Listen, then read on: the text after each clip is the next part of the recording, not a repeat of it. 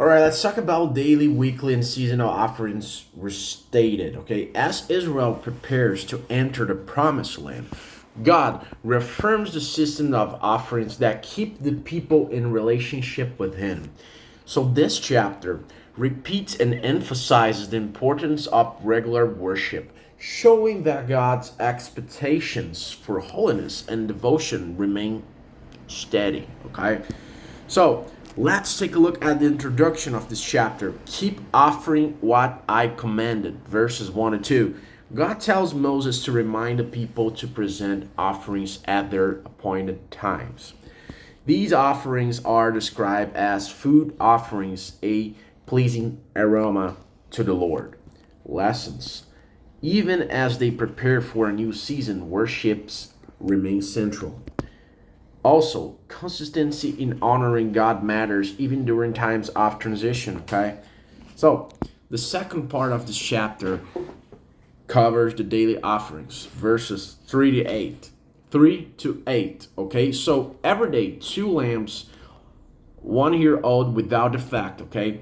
One in the morning, one at twilight, with grain and drink offerings, fine flour, olive oil, and wine. All right. Lessons. Worship was part of daily life, not just special occasions.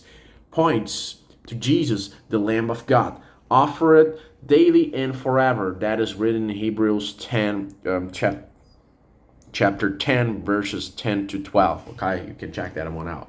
So the third part talks about Sabbath offerings, verses 9 to 10. Every Sabbath, 2 more lambs in addition to the daily offerings, okay, with grain and drink offerings. Lessons from this. The Sabbath was a day of rest and deeper devotion, and it was set apart, and so were its offerings, okay? So, the fourth part of this chapter covers the monthly offerings, okay? Monthly, which is the new moon, and encompasses verses 11 to 15. So, at the beginning of each month, 2 bulls, 1 ram, and 7 lambs with grain, drink, and sin offerings. Okay, lessons from this. New beginnings were marked with worship and dedication. And every new cycle of time was opportunity to acknowledge God. Okay, so the fifth part of this chapter covers the Passover and Feast of Unleavened Bread, which encompasses verses 16 to 25.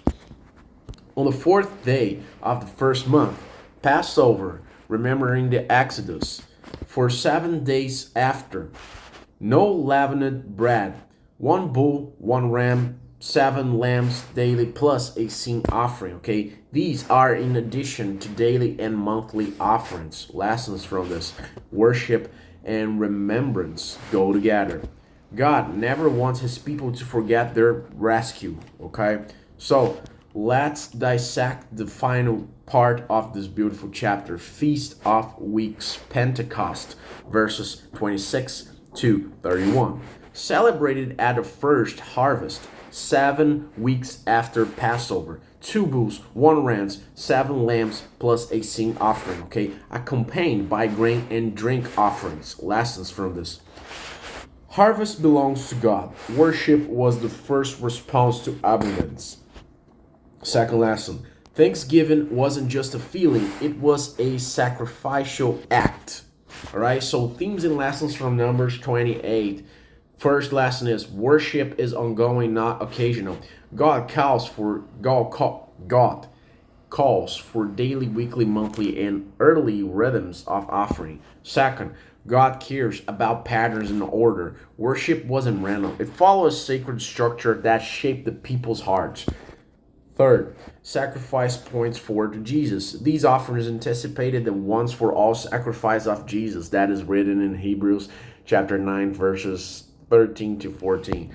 Okay, gratitude for lesson. Gratitude and obedience go together. Every new day, week, month, or harvest season was a chance to honor God again. Okay, so what's the conclusion of this chapter of Numbers 28? We can say that this chapter is not just a list of sacrifices, it's a call to consistent worship and remembrance. As Israel prepares for a new chapter, God reminds them No matter where you are, don't forget me. These rhythms of offering would shape their identity just as today our habits of prayer, thanksgiving, and devotion shape ours. Don't forget to hit the like button, to drop a comment, and subscribe to the channel, and also hit the bell.